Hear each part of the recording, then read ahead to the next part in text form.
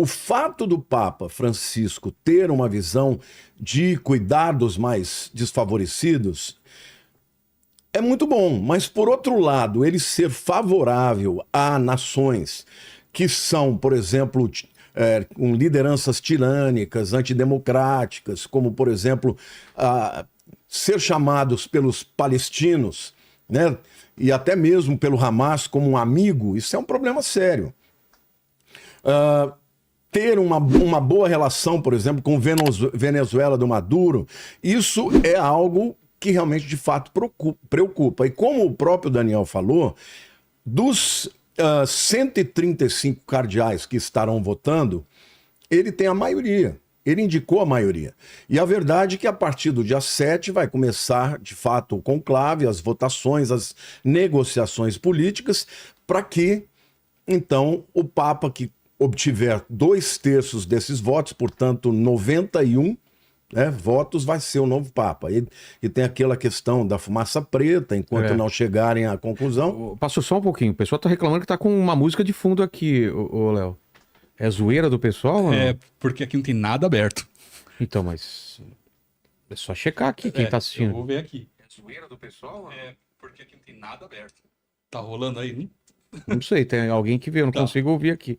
Checa aí, a Fabi não tá por aí? Alguém tem que ver a live. Eu destrovar um Chitãozinho Chororó. Então, o pessoal tava tocando. É zoeira da galera ou não? Então, deve ser zoeira. Pode ser zoeira, desculpa, pastor.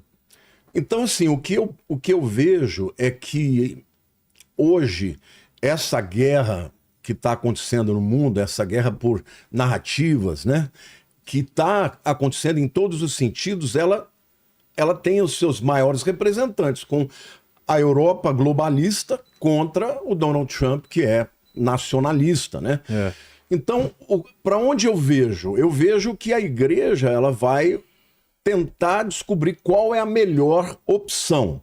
Isso estou fazendo uma análise meramente geopolítica ou política. Agora, se você olhar para as escrituras e olhar para aquilo que a gente imagina que vai acontecer, eu tenho a impressão que vai ser um Papa progressista. Um Papa que vai buscar, obviamente, um consenso entre as principais religiões do mundo. E, de fato, o que foi dito é verdade. Ele olhava com bons olhos, né, uma aproximação das demais religiões, né, o judaísmo e o islamismo, porém, os islâmicos eles não têm essa visão. Eles têm uma visão ao contrário. A escatologia dos islâmicos é uma escatologia onde eles vão dominar o mundo por uma guerra, a jihad, uma guerra santa, em que as nações dominadas ou elas terão que se submeter ou vão morrer.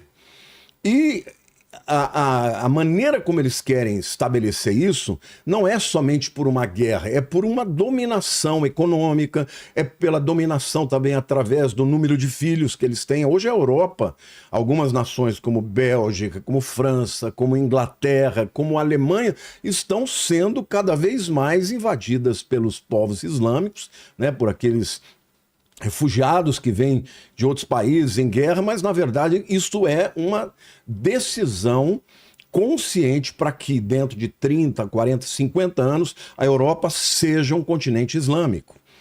Então, dentro de um viés escatológico, não existe muita possibilidade, na visão islâmica, de um acordo, né, de uma religião única. Porém, quando a gente olha para a Bíblia, a gente sabe que o governo do anticristo vai criar uma religião única. E, na minha opinião, essa religião ela vai juntar esses três maiores segmentos, que é islamismo, judaísmo e cristianismo, e vão criar uma religião onde o anticristo seja o representante de todas elas. Portanto, aquele grande acordo de paz que Daniel capítulo 9 preconiza, vai ser um acordo que vai passar pela questão da religiosidade. E, em outras palavras, se nós estivermos chegando de fato perto disso, é necessário que tenha um Papa que seja progressista e que esteja aberto para conversar com as outras religiões. Porque se for um Papa conservador, ele não vai admitir, por exemplo, sentar com alguém que não reconheça Jesus como Deus. Ele não vai aceitar né, sentar junto com evangélicos, que são contrários a alguns dogmas da Igreja Católica. Agora, se nós estamos nos aproximando, de fato, do fim dos tempos e do levantamento desse governo do anticristo, a Bíblia mostra lá em Apocalipse 13 que quem vai viabilizar este acordo, que é muito mais do que um acordo político e econômico, é o falso profeta e, como alguns acreditam, será um líder religioso de grande proeminência. Alguns chegam até a afirmar que é um papa, né? Então, assim, a gente precisa estar analisando tudo isso, esperar acontecer, né? E depois a gente vai falar um pouco mais sobre essa questão das profecias, né? Ô, Daniel, em relação a esse Papa, o sucessor do Papa Francisco, a gente tem nessa corrida aí, a gente tem alguns favoritos, porque eu escuto muito de um Papa, de um cardeal filipino, tem o Sará também, né, que é o Papa africano, acho que é ele, né?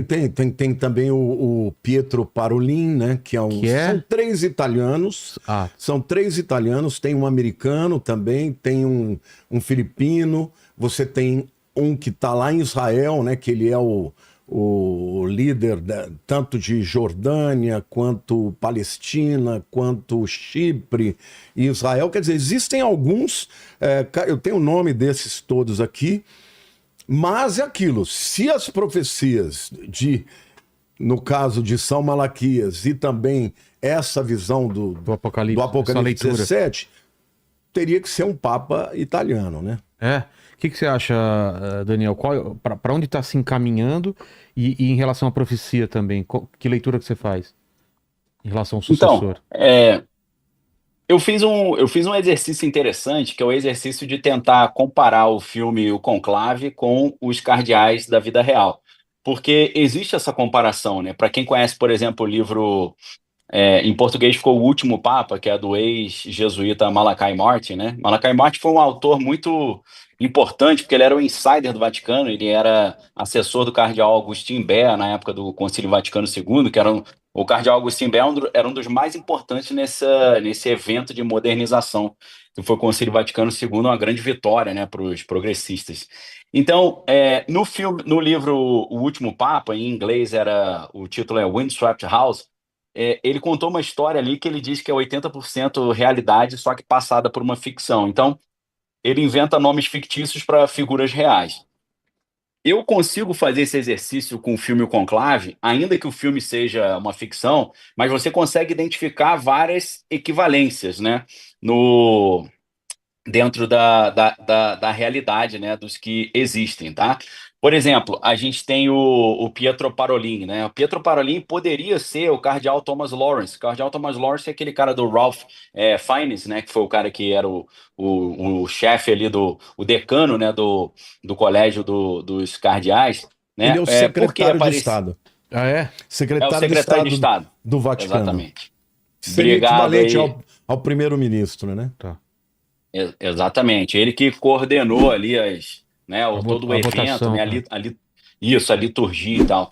Então, assim, o Parolin, assim como o Lawrence no filme, ele é um moderado, né, com papel central na organização ali do conclave, porque Parolin é o cara que vai comandar o conclave na vida real, né? Então, tem uma direta equivalência. Se no filme um cara chamado fictício, cardeal Thomas Lawrence, comandou, na vida real, o Pietro Parolin que vai comandar, tá? Então, assim, o Pietro Parolin é um candidato também, assim como no filme o cardeal Thomas Lawrence também era um candidato, recebeu alguns votos, né? A gente no filme tinha aquele cardeal Joshua ADM, né? E alguns acham que ele poderia ser um equivalente na vida real com o Robert Bessungo, né? Que também está disputando aí. No filme, o grande demônio do filme, que é o conservador, que é o cardeal Goffredo Tedesco, na vida real poderia ser o Peter Erdo, né? Porque é muito conservador, defende aquela ideia da missa tridentina, igreja tradicional, e obviamente enfrenta uma resistência ferrenha dos progressistas, né? Inclusive... É o húngaro, né? É o húngaro? Que está alinhado com o próprio presidente da Hungria, que é totalmente conservador. É muito provável que não seja ele, porque não tem o viés que se espera, né, da Europa e dos globalistas. Exatamente. E aí tem uma curiosidade que talvez algumas pessoas não saibam, porque, se eu não estou enganado, em 2005 foi a eleição que escolheu o Bento XVI. é, eles já queriam, o grupo, né, da máfia de Sangalã, ou os progressistas, já queriam entronizar o Papa Francisco. Mas, como eu falei, ele tinha ali algumas capivaras ainda para resolver. E aí, o grande objetivo deles não era nem, nosso sonho é escolher o Papa Francisco. O grande objetivo era impedir o Peter Erdo, que é esse ultraconservador, de vencer. Então, o Ah, maior objetivo desses grupos no Vaticano não é nem colocar o ideal, é impedir esse cara conservador de chegar ao poder. Só que aí, na época, o que eles fizeram? Como o nome do Jorge Mário Bergoglio, que virou o Papa Francisco, não conseguiu ascender muito, porque ele mesmo falou, não quero, né? Na época, o Papa Francisco falou, melhor não botar meu nome não, que eu ainda estou resolvendo os probleminha, isso vai trazer problema para mim e para vocês. Então ele falou, tô fora. E aí esse grupo escolheu o Bento XVI, que o Bento XVI foi tipo assim, um menos pior para eles, mas o grande objetivo seria evitar o Peter Erdo de chegar ao poder, assim como no filme a gente viu o cardeal Goffredo Tedesco, que é aquele ultra conservador, né? E a gente tem também o cardeal da vida real, né? O Pier Battista Pizzaballa, né? Que no filme poderia ser o Vincent Benítez, né? Que é esse. É chato, ô Vilela, pode dar spoiler do filme, falar como é que pode termina sim, lá? pode sim. Já tem um tempinho o filme também, né? Quem não viu deu mole, né?